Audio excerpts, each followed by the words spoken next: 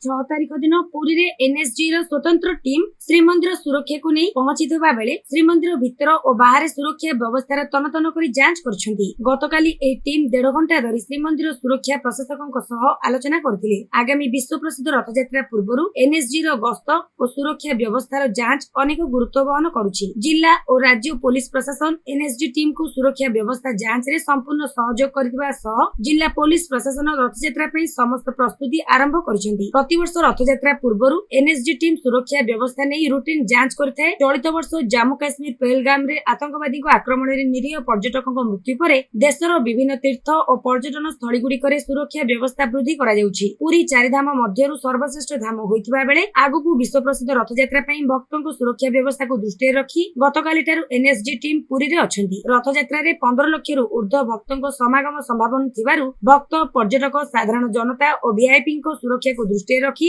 NSG team पक्षरु ए जांच करा जायछि। NSG अधिकारी नेतृत्व रे ए टीम उभय श्रीमंदिर बाह्य और आंत पार्श्व सुरक्षा व्यवस्था टिकिनिकी अनुध्यान करथिले। विशेष करी श्रीमंदिर मेघनाद पाचिरी ठारु तत्सलग्न साही गुड़िकर द्रव्य और प्रस्थ केउ स्थान रे वाच टावर थिला, पुरी को प्रवेश पथ, श्रीमंदिर भितरे और बाहर एककालीन केते भक्त जमा होंती, श्रीमंदिर आंत और बाह्य परिक्रमा मार्ग रे साधारण दिन और रथयात्रा समय रे केते लोक रुंड होइथांती, श्रीमंदिर को प्रवेश और प्रस्थान स्थान से सबुर तन करी जांच करिसेंती। ए टीम जिला पुलिस सह मध्य पूर्वरु आलोचना करथिबा बेले 6 तारिख दिन पुरी एसपी को सह अधिक आलोचना करिसेंती। ए टीम सिंहद्वार सम्मुख दर्शन व्यवस्था, भेट मंडप सम्मुख मेघनाद पाचेरी निकट अंचल, दक्षिण पार्श्व अंचल आदि जांच करबा सह श्रीमंदिर सुरक्षा व्यवस्थार स्वतंत्र नक्शा तदारख करथिले। श्रीमंदिर विभिन्न समय रे आतंकवादी टार्गेट रे रहिथिबारु सुरक्षा व्यवस्था पर अधिक गुरुत्व दिया जायछि। एनएसजी पक्षरु रूटीन वर्क भाबे विभिन्न समय रे सुरक्षा व्यवस्था तदारख करा जाउछि। विगत अनेक वर्ष धरी आतंकवादी